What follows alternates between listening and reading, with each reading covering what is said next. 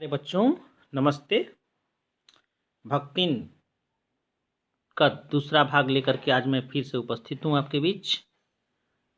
इससे पहले जिन्होंने अभी तक सब्सक्राइब नहीं किया है चैनल को, वह चैनल सब्सक्राइब कर लें, क्योंकि मैं लंबे जितने भी पाठ हैं उसको 2 या 3 भागों में करके ही आप लोगों को पढ़ाता हूँ। तो यदि चैनल सब्सक्राइब करके रखेंगे तो जैसे ही मैं वीडियो अपलोड करूँगा तो आपको सूचना मिल जाएगी।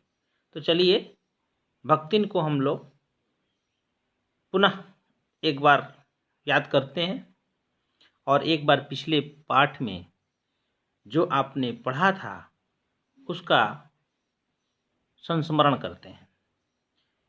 आपको मैं बता दूं कि आपको मैंने पिछले पाठ में बताया था कि भक्तिन को हम लोग भक्तिन के व्यक्तित्व का चित्रण के साथ भक्तिन की सौतेली माँ लक्ष्मी का विवाहित जीवन, भक्तिन का शहरी जीवन, भक्तिन के तर्क वितर्क करने संबंधी गुण, लेखिका के प्रति भक्तिन का सेवा भाव और भक्तिन और लेखिका के गुण संबंध के साथ इस पाठ पर विचार करेंगे। तो पिछले पाठ तक हम लोगों ने भक्तिन का विवाहित जीवन देख चुके थे। कितना कष्टमय जीवन था और उसका जीवन जब कष्टमय हुआ तो गांव छोड़ करके वह शहर की ओर चल पड़ी।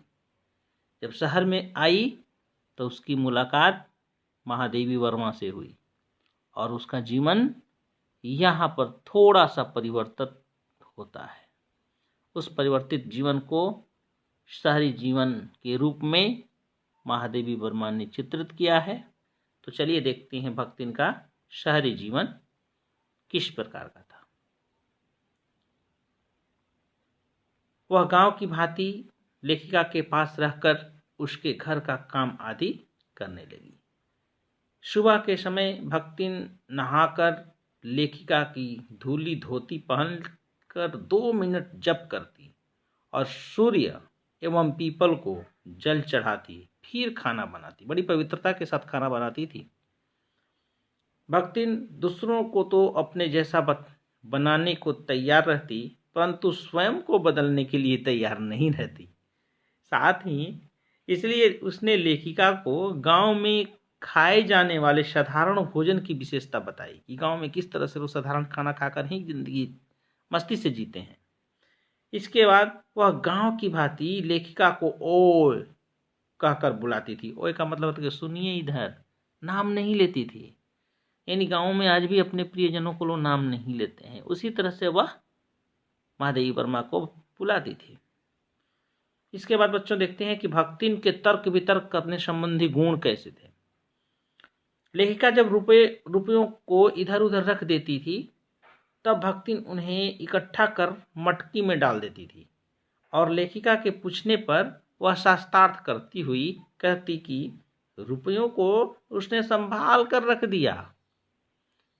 इसके अलावा इसी प्रकार उसने सिर मुड़वाने की बात पर लेखिका से कहा कि सिद्ध सिर मुड़वाकर तीर्थ जाते हैं और लेखिका के हस्ताक्षर करने वाले नियम पर भक्तिन ने बड़े तर्क से साथ उनकी यह बात टाल दी कि यदि वह पढ़ने लगी तो घर गृहस्थी कौन देखेगा। आप तो पढ़ते ही हैं, मैं भी पढ़ूं, मैं नहीं पढ़ूंगी। इसके बाद लेखिका के प्रति भक्तिन का सेवा भाव जो था वह बच्चों महादेवी वर्मा ने उस सेवा भाव को हनुमान से भी तुलना किया है। तो लिखती हैं, लेखिका के साथ भक्तिन हर समय उपस्थित रहती थी, जिससे लेखिका को जिस किसी भी चीज की आवश्यकता हो तो वह उसकी मदद कर सके। वह लेखिका के साथ बद्रीनाथ और केदारनाथ भी गई थी। भक्तिन की बेटी और दामाद जब बुलाने आए तो वह लेखिका को छोड़ने का मन नहीं बना पाई। लेखिका के सामने भक्तिन ने धन के महत्व को भी कम कर दिया। वह लेखिका के लिए अपना सब कुछ लुटाने को तैयार थी। इसलिए लेखिका ने हनुमान जैसा भक्त मानी है। इसके बाद भक्तिन और लेखिका के गुण संबंध कितने अच्छे थे वो भी देख लेते हैं।